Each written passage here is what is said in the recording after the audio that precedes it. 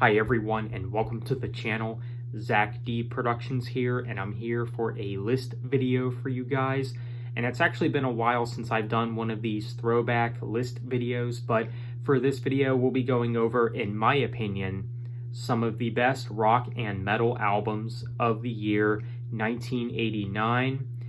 Now, 1989 I thought was a decent year for rock and metal music. Now, I will say that when it comes to the 1980s decade for music, I do think that 1989 was one of the weaker years of that decade, for music anyways.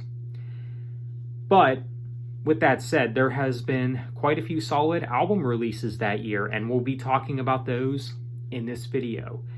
Some people might even say that this year was kind of an overlooked year of the 80s when it comes to, the albums that came out then or whatever. But either way, this list is in no particular order, so let's go ahead and get started.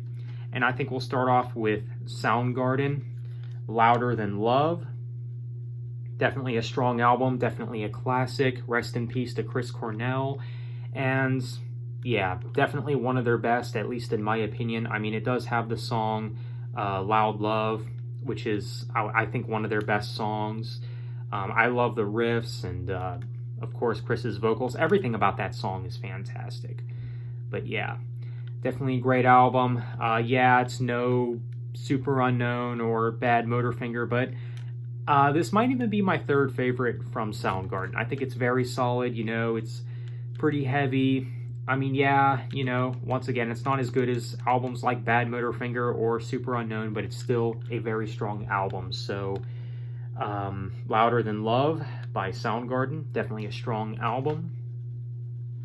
So this next album here is by the band Rush, who is one of my favorites in the progressive music scene, and the album that they released in 1989 is Presto, which a lot of people say is one of their weakest albums, and I would definitely agree with that. This is probably one of my least favorite Rush albums, but that's not saying much because Rush has never released a bad album. Even this one, I think, is passable, I mean, especially the first half. The first half of this album is very, very strong, I think. Of course, like Show Don't Tell, The Pass, and Scars.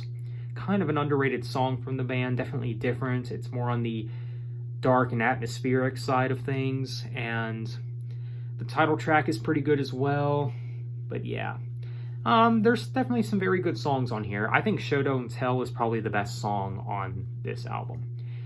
This album kind of sees Rush kind of leaving that synthy era that they did from Signals to Hold Your Fire. Some people might even argue that they started with Moving Pictures, which, yeah, they kind of did, but they really stepped it up with the synth work on Signals up to Hold Your Fire. But once they got to this album, they started, being more guitar driven, focusing more on their actual instruments and whatnot. I definitely appreciate what they were going for here, but to me it is one of their weakest.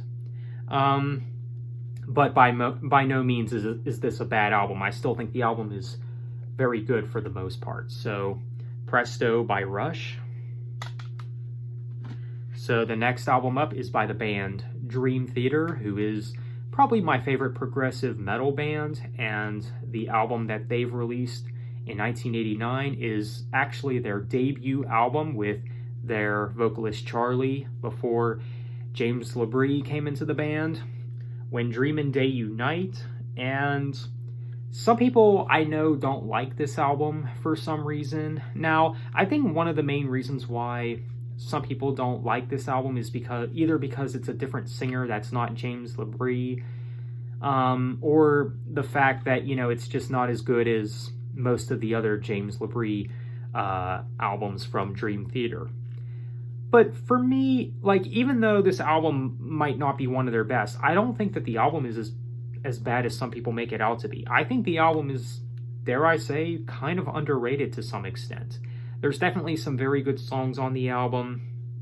I mean, yeah, Charlie, he's not as good as James LaBrie for sure, but I still think he does a fine job. He does a fine job on this album. I mean, if you're a fan of bands like Queensryche, I think that this is an album that you will like for the most part, because this is probably Dream Theater's most Queensryche sounding album, if that makes sense. Of course, you do got some great songs on here, like Fortune and Lies, and Afterlife, which is probably my favorite on the album. Definitely a great song. I pretty much dig everything about it. It's excellent. But yeah, pretty strong album. Definitely, again, not as bad as some people say it is. And if you didn't like this album at first listen, please give it another chance. Sure, maybe you won't like every song on the album, but, you know, if you can just find most of the songs to be enjoyable, that's cool. I think the album is pretty good for the most part. So, When Dream and Day Unite by Dream Theater. So next, this is by the band Fate's Warning. Really great band. Of course, one of progressive metal's pioneers. And the album that they've released in 1989 is their album Perfect Symmetry, which is often considered one of their best, and I definitely agree with that. This album is maybe a close second for me. No Exit is probably my favorite, but it's really not far behind it at all. I mean, you really can't go wrong with any song on this album. And, you know, this album I would say is probably Fate's Warning's most Dream Theater sounding album. I know we just talked about Dream Theater, so yeah. And, you know, Dream Theater, I'm sure they were heavily influenced by bands like Queensryche and even Fate's Warning and whatnot. But yeah, this album is excellent. I mean, you got Part of the Machine, Through Different Eyes, At Worlds Apart, At Fate's Hand, Nothing Left to Say. I mean, come on. Great songs. Really great songs. But yeah, some of their best work, I think, is on this album. So, Perfect Symmetry by Fate's Warning. So the last album I want to talk about for this video is by the band Overkill. Really great thrash metal band that are definitely worth checking out. I mean, if you like thrash, definitely check these guys out. And in my opinion, this is their best album. And it is their album, The Years of Decay. And I know a lot of people would say that this is Overkill's best album. A lot of fans would probably agree with me when I say that. Now, yeah, that of course does vary, of course. It's all about opinion and whatnot. But this, to me, is their best album. This does have some of their best work, I think. I mean, definitely some solid stuff. I mean, some of their best work. I mean, it's just good old thrash. That's just basically what you get.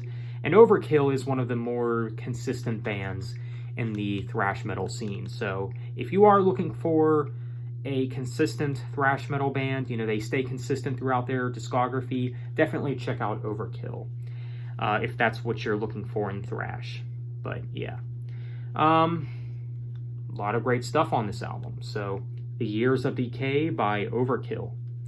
So that is it for this video. That is a list of, in my opinion, some of the best rock and metal albums of 1989. So let me know what you guys think. What do you guys think of this list? And what are your favorite albums that came out this year, 1989? So feel free to let me know. So on that note, be sure to leave a like and subscribe if you haven't already. Thanks for watching. Have a nice day. Take care.